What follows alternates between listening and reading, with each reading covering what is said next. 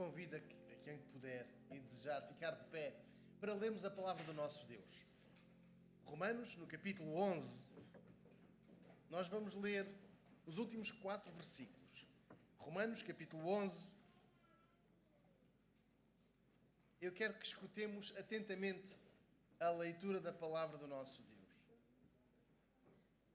Romanos 11, versículo 33. Ó profundidade das riquezas, tanto da sabedoria como do conhecimento de Deus. Quão insondáveis são os seus juízos e quão inescrutáveis os seus caminhos. Porque quem compreendeu a mente do Senhor? Ou quem foi seu conselheiro? Ou quem lhe deu primeiro a ele, para que lhe seja recompensado?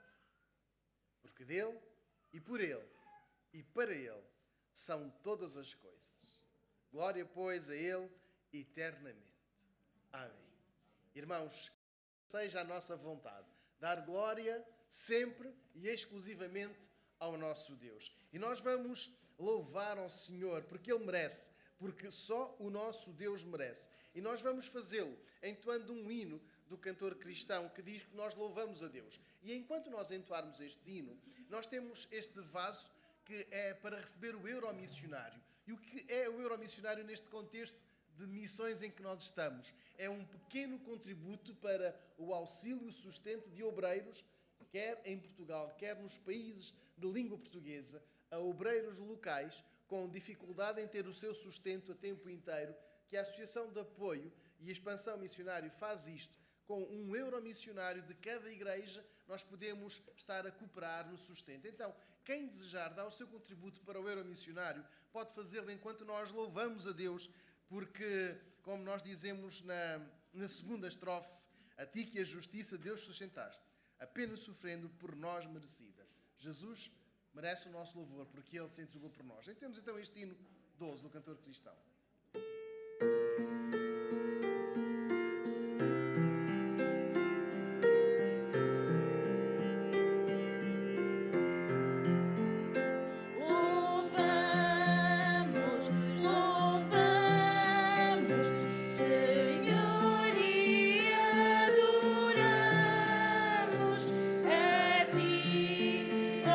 Deus, homem do céu.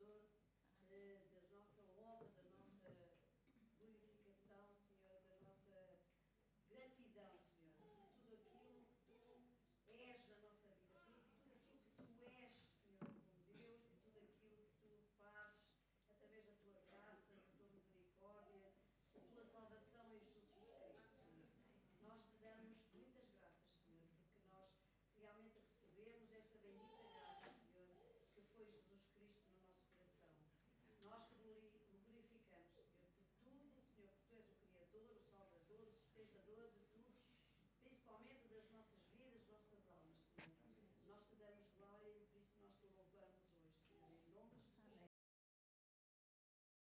Tem bondade de sentar. A palavra do Senhor Jesus está registada no Evangelho de Mateus, capítulo 6. Vamos abrir as nossas Bíblias, Mateus capítulo 6.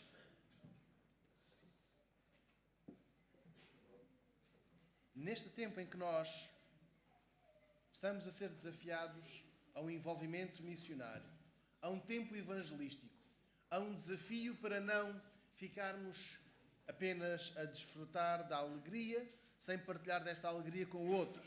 A alegria da salvação. Mateus capítulo 6, versículo 19, diz assim: Não ajunteis tesouros na terra, onde a traça e a ferrugem tudo consomem, e onde os ladrões minam e roubam.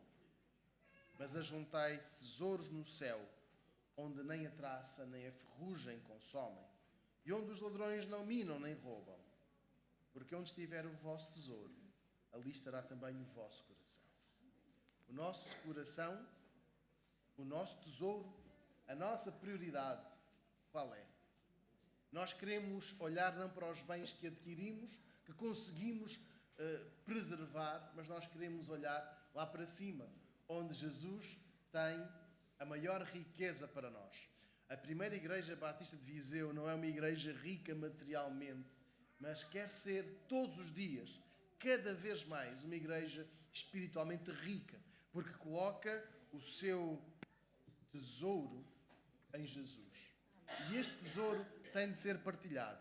Esta nossa esperança e este hino que nós vamos entoar revela também aquilo que nós acreditamos, que o Senhor Jesus vem, que o Senhor Jesus é o vencedor e que a nossa fé está colocada nele. Nós vamos entoar o hino que nos fala de que Jesus vence, de que Jesus nos leva para junto de si e que ele virá. Então a nossa fé, a nossa confiança está exatamente no Senhor Jesus. Vamos entoar este hino que nos fala da vitória do Senhor Jesus.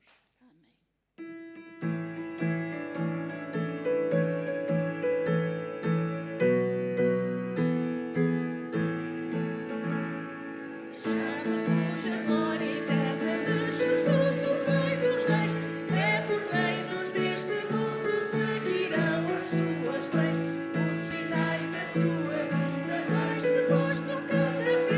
Vencendo, vem Jesus.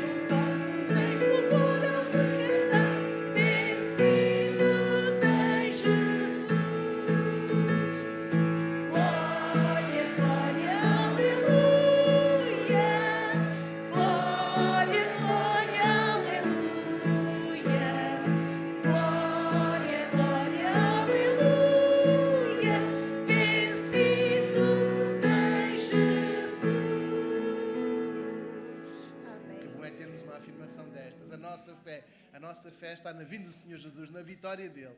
E nós queremos levantar a nossa voz para anunciar esta mensagem, a mensagem do perdão, a mensagem da vitória no Senhor Jesus. E com toda a alegria nós entoamos ao nosso Deus que Ele merece a glória. Enquanto nós entoarmos este hino, nós vamos ter a oportunidade de entregar ao Senhor as nossas ofertas. E hoje a oferta que nós temos é uma oferta para missões. E temos os envelopes para colocar nela a nossa oferta. E nós vamos levantar a nossa voz e dizer quem Jesus é.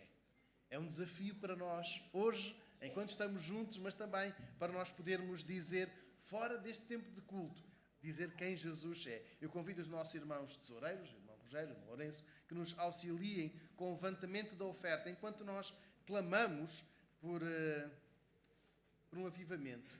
Clamamos pela misericórdia do Senhor Jesus, pela misericórdia do nosso Deus. Vamos entoar este cântico. Levanta a tua voz e anuncia.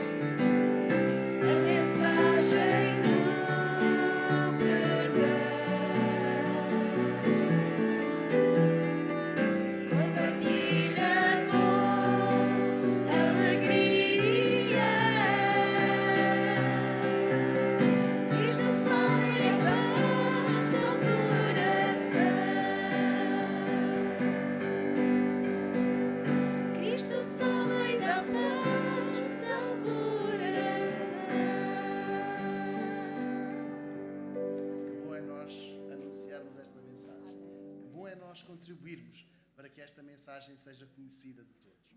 Convido o irmão Rogério que nos dirige numa palavra de oração. Estamos muito gratos ao Deus por estarmos aqui reunidos em teu nome, Senhor. Nós te queremos agradecer, Senhor, porque de facto puseste nos nossos corações, vimos até à tua casa de orações, Senhor, para louvar, agradecer o teu nome, Senhor.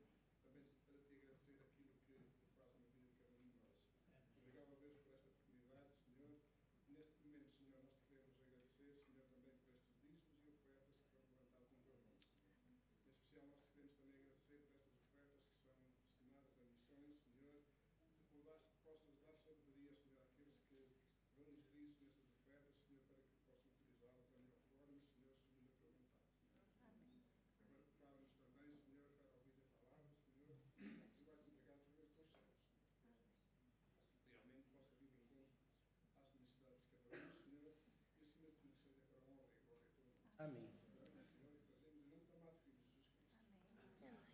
irmãos têm bondade de sentar, nós vamos entoar um cântico que nos fala da grandeza, da singularidade do nosso Deus.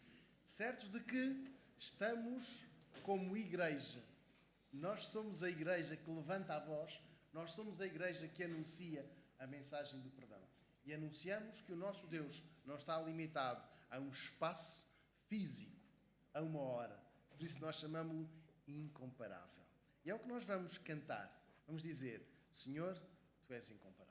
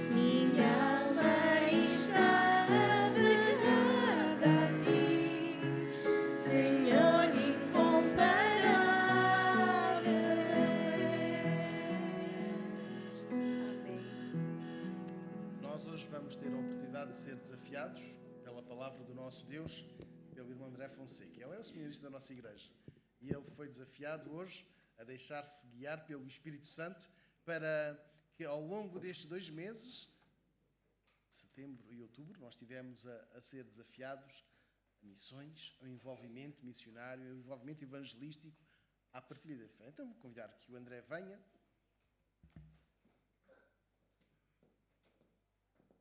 Mesmo que ele ligue o microfone, nós vamos orar. Senão vai fazer ruído os 2 microfones. Está bem, André? Vamos orar e que o Senhor te abençoe.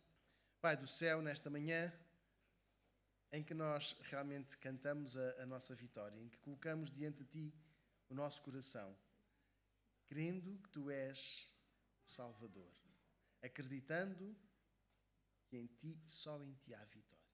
Nós depositamos as nossas vidas diante de Ti e pedimos-te que neste momento tu uses o Teu servo, o Teu filho, André, para nos trazer o esclarecimento, o desafio para cada um de nós. E que o Teu Espírito Santo o capacite e que nos faça sentir uma mudança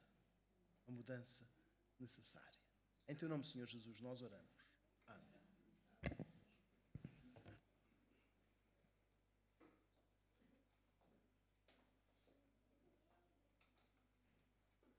Então, bom dia a todos os irmãos. Saudamos com a paz do nosso Senhor Jesus Cristo, normalmente todos aqueles que nos visitam esta manhã e que realmente o Senhor Deus possa ser louvado, exaltado e engrandecido. E eu ia convidar a que juntos pudéssemos então ir até Atos. Ao longo deste último mês nós temos percorrido algumas passagens de Atos e convidava que pudéssemos ir lá até Atos capítulo 17. Atos capítulo 17, e vamos estar a olhar para o discurso que Paulo fez numa cidade chamada Atenas. Então, Atos capítulo 17 e nós vamos estar a focar os versículos de 22 até ao versículo 31, mas para que nós possamos perceber um bocadinho melhor toda a passagem, nós vamos começar lá no versículo 16. Então, Atos 17, a partir do versículo 16, eu irei estar a ler na versão Almeida século XXI, está bem? Então, Atos 17, a partir do versículo 16, e diz-nos assim: Enquanto Paulo esperava por eles em Atenas, sentia grande indignação, vendo cidade cheia de ídolos. Por essa razão, discutia na sinagoga com os judeus e os gregos, tementes a Deus, e todos os dias na praça com os que ali se achavam. Alguns filósofos, epicureus e estoicos puseram-se a debater com ele. Uns perguntavam: o que este falador quer dizer? E outros diziam: parece ser propagador de deuses estranhos, pois Paulo anunciava a boa nova de Jesus e a ressurreição.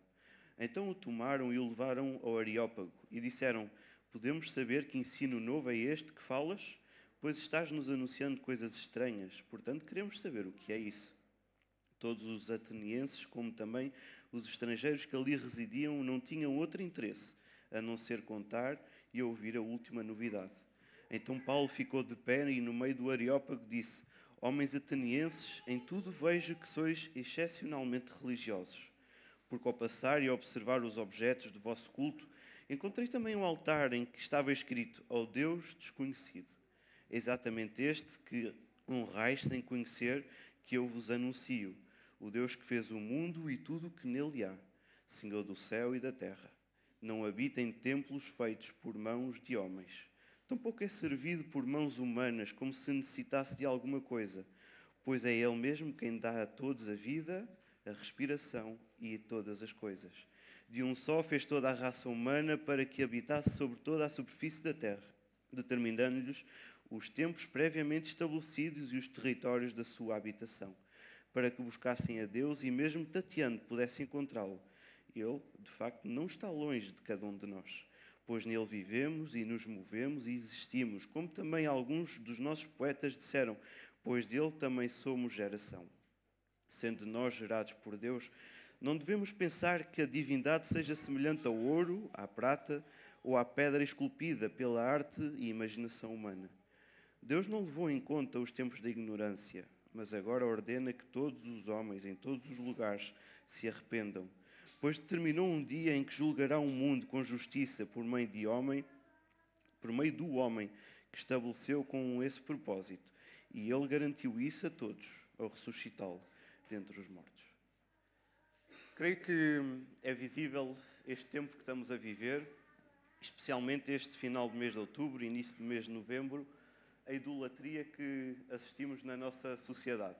Se os irmãos repararam, hoje ao vir para a igreja existia se calhar um movimento anormal ali no centro para irem às floristas e nós estamos prestes a entrar no dia 1 de novembro, que para muitos é o dia de todos os santos, o feriado. E talvez nós não tenhamos noção, mas este é um feriado muito importante para a religião católica e para muitas das pessoas que vivem em aldeias, vilas e até em cidades. E este feriado, e muitas das pessoas têm por tradição então ir às campas, levar flores, e ele surgiu no 3º século depois de Cristo e passado uns 300 anos houve um Papa que consagrou uma capela em honra dos mortos. Então nós vivemos tempos em que por A, B ou C começamos a honrar pessoas especiais, pessoas pelos seus méritos, pessoas por aquilo que fizeram. Por outro lado, nós também vivemos tempos em que cada vez mais colocamos coisas à frente do nosso Senhor Deus.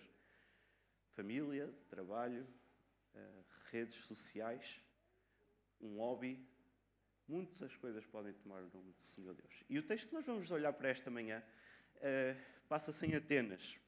E Atenas era uma cidade que ficava lá na Grécia, e Atenas era, em tempos, conhecida como a grande capital cultural.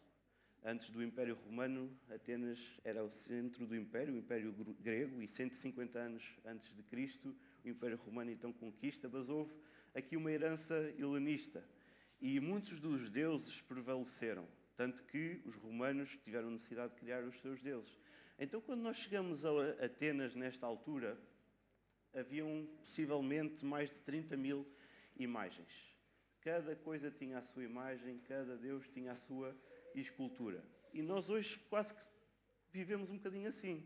Cada coisa é digna de louvor, cada coisa é digna de glória. E nós temos pessoas que andam à procura, andam tateando, andam em busca. E tudo aquilo que semeiam, tudo aquilo que tentam encontrar, tudo aquilo que tentam aprofundar, quase consideram, é isto agora. Então, nós estamos na segunda viagem de Paulo, na segunda viagem missionária de Paulo. Nós estamos ali entre o ano 50 e 55 depois de Cristo. Depois de sair de Tessalónica e de Bereia, nós chegamos então a Atenas. Depois de Atenas, Paulo vai para Corinto. E quando Paulo chega a Atenas, ele fica incrédulo. Paulo vai sozinho, os seus companheiros haviam ficado em Bereia por mais algum tempo. Ele vai ficar incrédulo. E diz-nos o versículo 16 e 17, para nós podermos contextualizar, que ele vai ficar tão ofendido que ele vai usar a sua estratégia missionária habitual. Ele vai às sinagogas dos judeus e vai lá começar a discutir verdadeiramente qual é que são aquelas verdades. E não só isso, ele também começa a ir para a rua. Diz-nos o versículo 17 que ele vai para a praça. Ora, o grande império grego já tinha ido, mas Atenas ainda era a cidade do conhecimento. Era conhecida como a cidade universitária. Lá estavam grandes mentes intelectuais. Lá estavam, ainda que não tão de renome como Sócrates, um tempo antes, por exemplo, lá estavam grandes pensadores. E é quando Paulo está a falar lá na rua que vão surgir certos homens, diz-nos o versículo 18, epicureus e estoicos. E convém-se nós percebermos quem eram estes filósofos, porque é um bocadinho baseado na argumentação que estes filósofos tinham que Paulo depois vai fazer o seu discurso. Então, quem eram os epicureus e os estoicos? Eles tinham surgido mais ou menos entre 200 a 300 anos antes de Cristo e eram correntes filosóficas, correntes de pensamento. E os epicureus, eles defendiam que a matéria era tudo.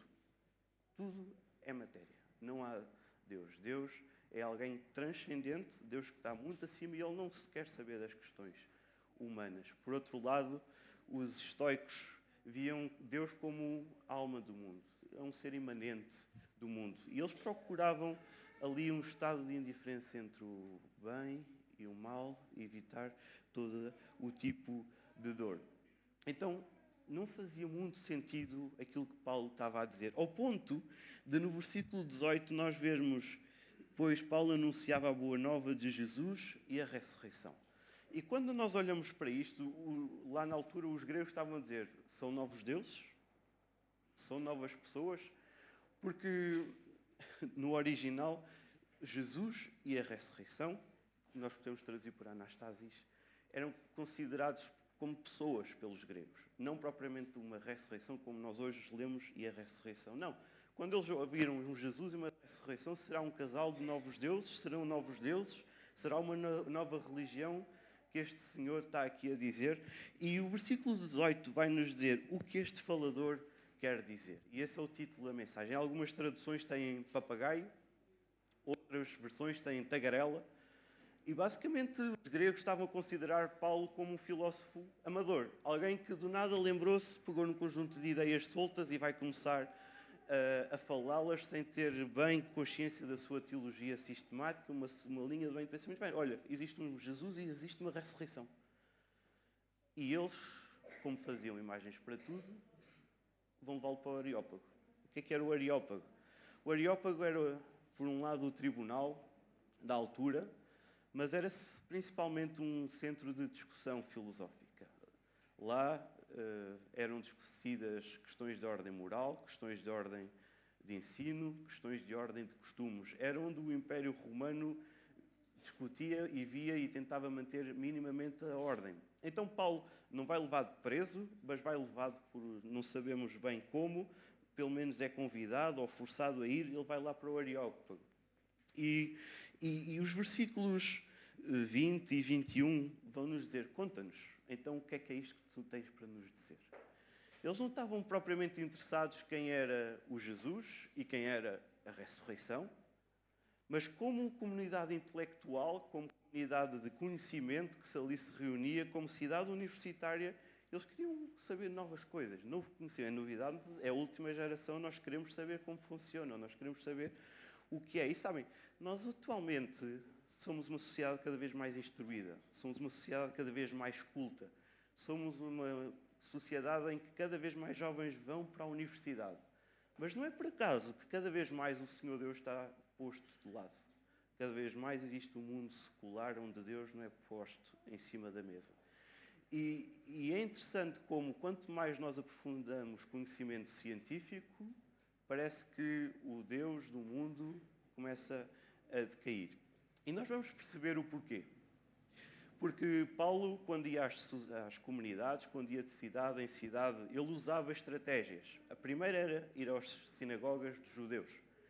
Mas com os judeus ele pegava no Antigo Testamento, ele pegava na lei dos profetas, na lei do Antigo Testamento. Quando ele chega aos gentios, àqueles que não eram judeus, a sua estratégia tem de mudar, a sua estratégia tem de se adaptar. Então nós, quando estamos no mundo, quando nós estamos no nosso local de trabalho, quando nós estamos nas nossas escolas, quando nós estamos com a nossa família que não é crente, nós temos primeiramente de fazer aquilo que Paulo fez. Ele observou, ele viu, ele percebeu como as pessoas funcionavam, ele percebeu como a cidade trabalhava, a sociedade funcionava. Então, ele vai aos gentios, que eram os não-judeus. E com os gentios, ele vai usar uma estratégia completamente diferente. Ele vai usar a sabedoria. E hoje, na EBD, já se fala um bocadinho da questão da sabedoria. Então, a partir do versículo 22, Paulo vai começar a falar. E esta também é que nós possamos perceber quem Deus é, que nós possamos perceber o que Deus fez, possamos perceber como Deus agiu, como Deus age, mas acima de tudo, se nós no dia-a-dia formos confrontados por alguém que nos diz: explica-me aquilo que tu acreditas, explica-me o Evangelho, explica-me a tua verdade. Sabem, esta semana é excelente. Várias pessoas estão mesmo a ir aos cemitérios. Isso não faz sentido. Porquê é que não faz sentido? Então vamos explicar o Evangelho a pessoas que não conhecem a palavra, que não têm a palavra como sua verdade nas suas vidas. Então vamos lá. Versículos 22 e 23. Vai-nos dizer, o versículo 23, que eles adoravam a um Deus desconhecido. Eram tantas as estátuas, eram tantas as coisas, tudo aquilo que ainda não tem nome, os atenienses ao Deus desconhecido. Lá está. E isto faz fazer confusão a Paulo. E é por aqui que ele vai pegar. Olha, eu vi que está ali um Deus desconhecido. Faz mesmo sentido, vocês que são intelectuais. Porquê este Deus desconhecido? Isto não tem lógica. E então a parte final do versículo 23 vai-nos dizer: é exatamente o que honrais sem conhecer que eu vos anuncio. Sabem, Deus muda completamente a nossa vida. Deus muda completamente a nossa forma de pensar. Deus muda completamente o nosso propósito e o nosso foco. E assim é que quando nós percebemos quem Deus é, a forma de proceder, as nossas convicções têm de mudar. Então Paulo percebia que este Deus desconhecido tinha de ser um Deus revelado, um Deus explicado. Mas aquilo que eles não estavam a perceber é que não era um novo conhecimento que Paulo ia explicar. Ele ia anunciar a Cristo. E é por isso que hoje a sociedade está cada vez mais secular e esvaziada do seu Deus, porque Paulo, ao contrário daquilo que eles esperavam, ele não vai apresentar um novo pensamento ou uma nova filosofia. Ele vai anunciar Cristo. E para nós anunciarmos Cristo, nós não precisamos de ser eruditos. Nós não precisamos de ser experts. Nós apenas precisamos de falar. Falar da palavra de Deus. Então ele vai usar dois grandes argumentos e depois vai concluir. Então vamos perceber o que este falador, o que é que Paulo estava a dizer. Versículos 24. O Deus que fez o mundo e tudo o que nele há, Senhor do céu e da terra, não habita em templos feitos por mãos de homens, tampouco é servido por mãos humanas, como se necessitasse de alguma coisa, pois ele é mesmo quem dá a todos vida, respiração e todas as coisas. O primeiro argumento que Paulo vai usar então é que Deus é o Criador. E é sobre isto que nós precisamos de refletir. Deus é o Criador dos céus e da terra. Mais do que isso, o versículo 24 diz-nos: Ele é o Criador do mundo, Ele é o Criador de tudo o que há. Porque dele e por meio dele foram criadas todas as coisas. Nós líamos. E vai-nos dizer ainda o Senhor do céu e da terra. Este é o Deus Criador. Vocês, atenienses, vocês podem não saber, mas há um Deus que é Criador. Um Deus que, pela sua ínfima misericórdia, decidiu um dia criar este mundo, criar os céus e criar a terra. Mas o argumento de Paulo, ele continua, ele vai nos dizer que não precisa do homem. Diz-nos o texto que ele não se entra, o versículo 24, não habita em templos feitos por mãos de homens. Deus é tão grande, tão majestoso, que ele não se encaixa dentro de um edifício, dentro de uma caixa qualquer. A sua grandiosidade é muito maior. Mas será que Deus Criador é assim um atributo, uma característica tão importante? Será que realmente mexe connosco? Sim, existe um Deus Criador e... O facto é que Deus sendo Criador, o versículo 24 e 25, a parte final de 25, vai nos dizer que Deus sendo Criador, Ele mesmo é quem dá a todos a vida, Ele mesmo é quem dá a todos a respiração e Ele mesmo é quem dá a todos todas as coisas. Então vejam, o facto de Deus ser o Criador, Deus dá. O facto de Deus ser Criador é um Deus cheio de graça. Deus não precisa do homem que faça templos, Deus não precisa do homem que faça imagens, Deus não precisa do homem que faça A, B ou C por seus méritos, porque Deus dá.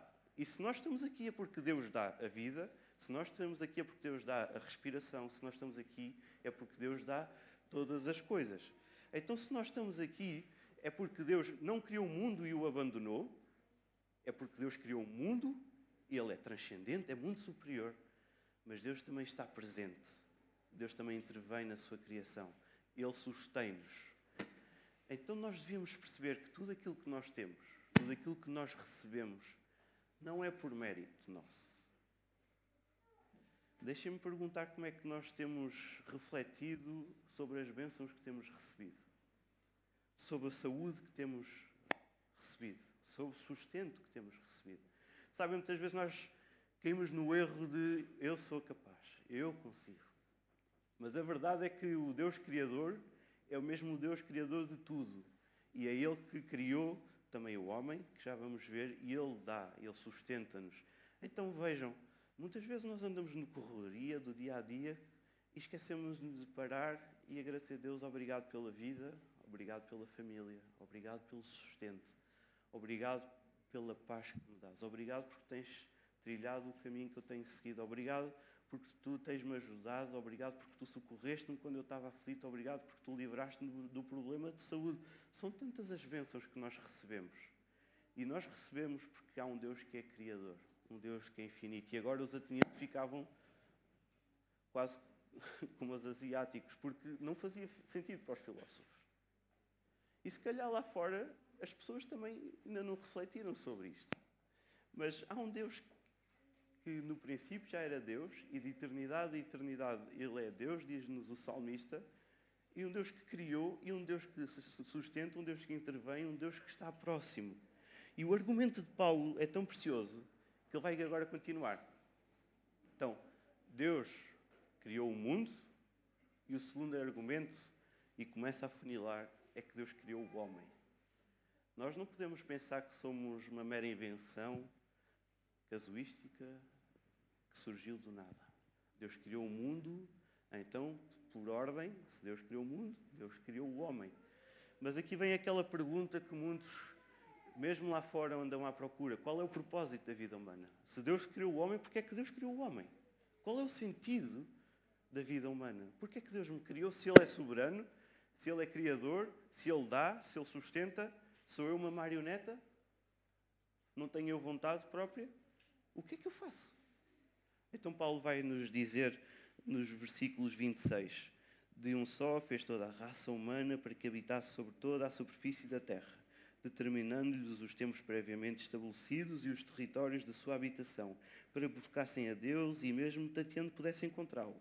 Ele, de facto, não está longe de cada um de nós. Versículo 28, pois nele vivemos, nos movemos e existimos, como também alguns dos vossos poetas disseram, pois dele também somos geração, ou algumas versões descendência, ou algumas versões filhos de Deus. Então, vejam, qual é o argumento? De um só, toda a raça humana foi criada. De Adão provém toda a humanidade. De Adão provém todos os povos. De Adão provém todas as civilizações. E Deus é criador e tão soberano que no versículo 26 ele vai nos dizer que ele decidiu o sítio, ele decidiu o tempo, ele decidiu o espaço onde os homens iriam viver. E não apenas isso, ele determina. E isto é grandioso porque Deus está a cuidar da nossa vida. Não, nós não somos meros objetos, mas Deus cuida. E Deus tem um propósito para a sua humanidade que nós vamos ver. Então, na criação do homem, todos os povos foram criados, todas as civilizações foram criadas para que todos nós pudéssemos viver em determinado espaço com determinado objetivo. Então, qual é o objetivo? São dados dois argumentos. Versículo 26, para que habitasse a superfície da terra. E o versículo 27 então vai nos dizer, para que buscassem a Deus. É só isso, André? Sim. Nós fomos criados para habitar a terra e para buscar a Deus. Faz sentido? Faz. E é isso que nós vamos perceber. E é este o argumento que Paulo vai dizer. Nós fomos criados para louvor e honra e glória do Senhor Deus, conforme nós cantávamos. Então, vejam, o versículo 28, o pensamento de Paulo. 27 diz para que buscassem a Deus. E porquê? Versículo 28. Porque Deus nos deu vida, nós vivemos. Por causa de Deus, nós nos movemos. Por causa de Deus, nós existimos. Então somos descendências, somos filhos, somos geração deles, conforme dizia o poeta. E é interessante que Paulo aqui até usa da sabedoria dos filósofos. Até se socorre dos poetas da altura. E sabem, os gregos achavam-se superiores aos outros. Lá em 1 Coríntios, no capítulo 1, vai-nos dizer, fora dos gregos havia os bárbaros. Então os gregos achavam-se especiais, achavam que eles é que eram o poder do intelectual, eles é que tinham ali uma unção específica, eles é que conseguiam obter o conhecimento profundo. Assim é que várias eram as correntes filosóficas sobre a vida e sobre a perspectiva do amanhã, sobre a perspectiva do futuro. E Paulo vai dizer, atenienses, todos nós viemos de Adão, todos nós somos criados por Deus, todos nós somos raça humana com um propósito geral. Versículo 27, para que buscassem a Deus. Mas não apenas isso, e a verdade é que tudo anda à volta de Deus, Ele é o centro. E Paulo estava a anunciar a verdade. E o versículo 27 vai dizer, Deus deseja que o busquemos, e versículo 27 vai dizer, Deus está próximo. E versículo 28, sendo Deus Criador, Ele criou-nos para a sua glória. Então, Paulo é perentório, categórico e não deixa margem para dúvidas. Sim, Deus é Criador, mas sim, Deus também está próximo. E o tateando era uma expressão usada por alguns filósofos da época, mas Deus está próximo. Se nós o buscarmos, certamente o vamos achar. E Ele é enfático, nós fomos criados para a sua glória. Mas será que a criação de Deus nos leva a isso? Será que o Deus Criador faz com que o homem o glorifique? Eu convidava que pudéssemos dar uma saltada rápida até Romanos 1.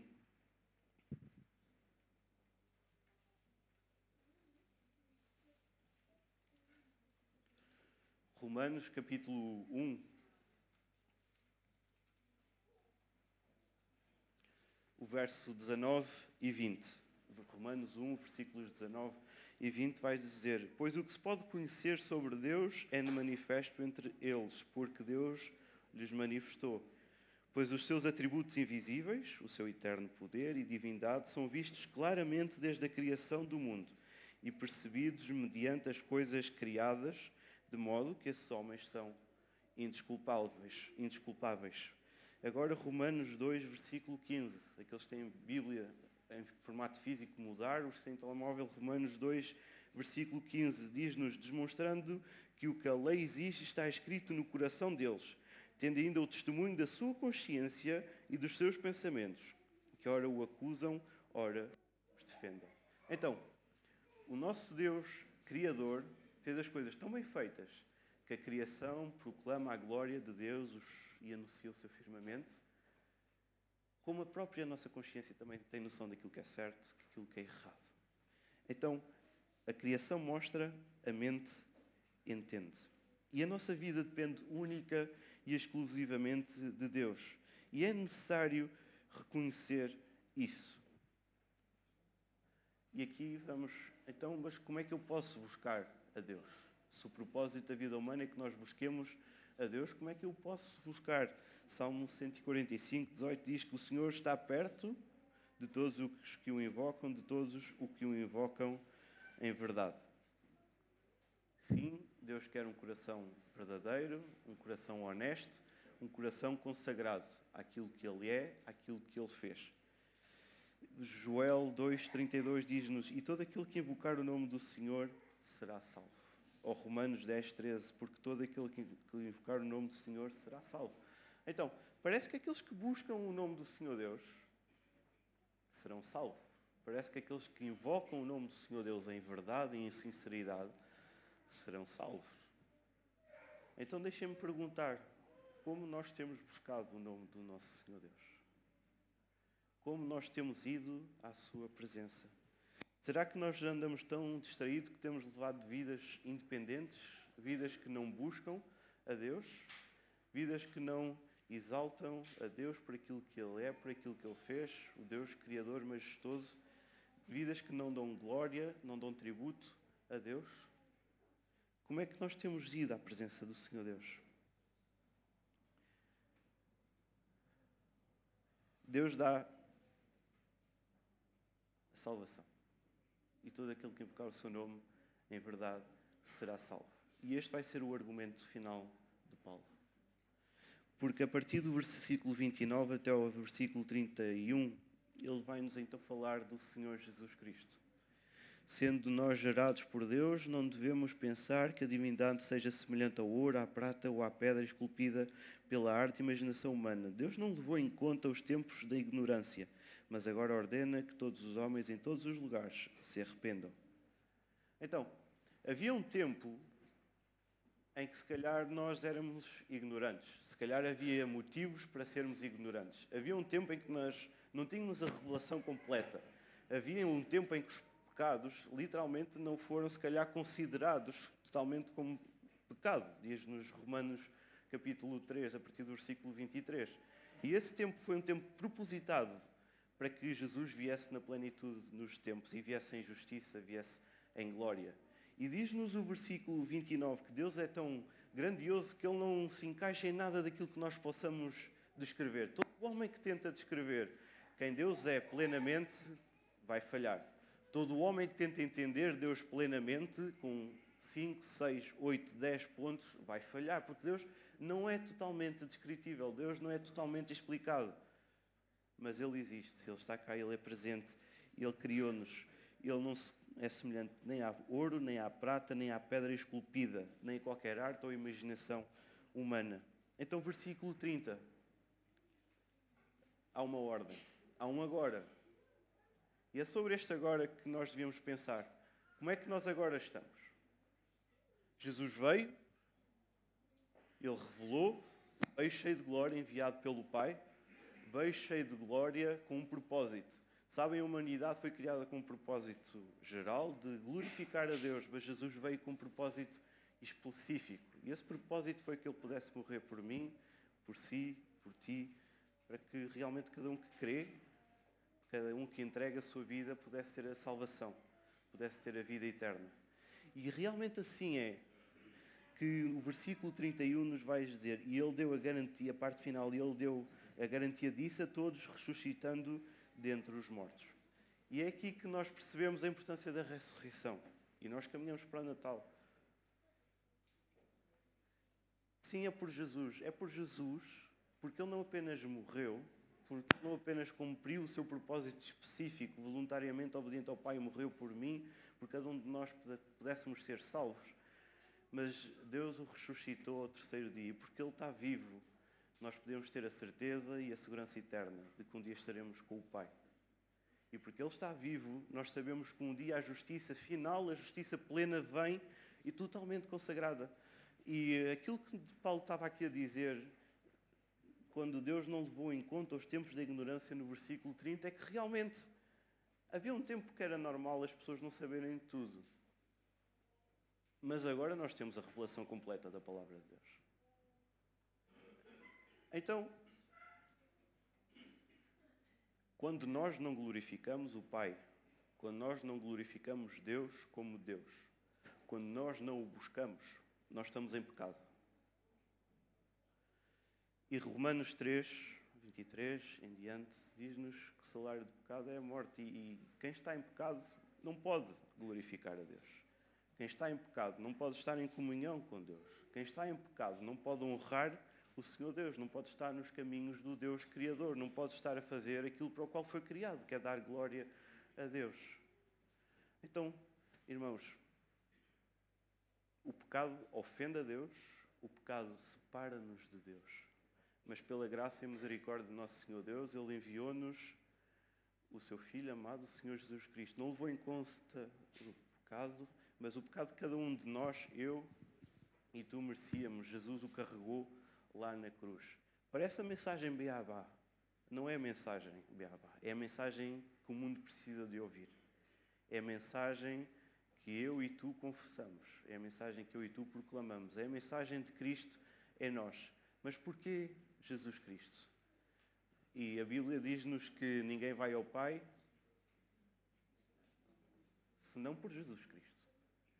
Então parece que nós, seres pecadores e afastados de Deus, não conseguimos de forma natural ir, ter com Deus, buscar a Deus, mas todo aquele homem que realmente colocar a sua fé no nome do Senhor Jesus Cristo, todo o homem que colocar a fé no nome precioso do sangue do Senhor Jesus Cristo, será salvo. Então o que é que eu posso fazer? Entrega o teu caminho ao Senhor, confia nele. Este é o argumento de Paulo. É simples, os atenienses ficaram de olhos em bico, porque isto não fazia sentido. Muitos deles, o capítulo vai nos dizer que muitos gozaram, outros foram-se embora. Mas a mensagem não caiu em vazio, porque pelo menos 2 pessoas de renome, diz-nos o versículo 34, acreditaram. Então, qual é a nossa função? A nossa função, primeiramente, é viver o Evangelho. Porque o nosso primeiro testemunho lá fora é a forma como nós vivemos, como nós agimos, como nós falamos. Mas se nós vivemos segundo a palavra de Deus, nós também somos comissionados a falar aos outros. Então, o desafio é que nós realmente estejamos atentos. Que nós possamos perceber aquilo que nos rodeia, que nós percebamos qual é a mensagem do Evangelho. Que nós consigamos entender aquilo que Deus quer de nós e para nós. Qual é o propósito da nossa existência. E que nós possamos refletir realmente como é que nós estamos a tributar louvores e adoração ao nome do Senhor Deus. Sim, eu louvo, sim, eu adoro. Mas tens consagrado a tua vida a Deus? Sim, arrepende-te agora. Mas eu tenho-me arrependido dos pecados todos os dias da minha vida?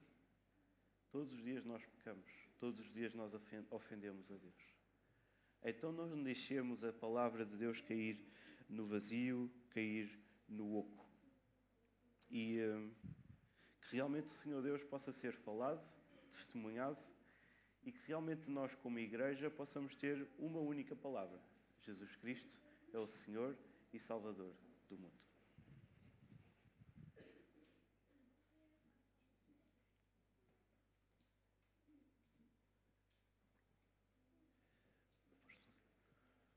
Vamos ter agora um tempo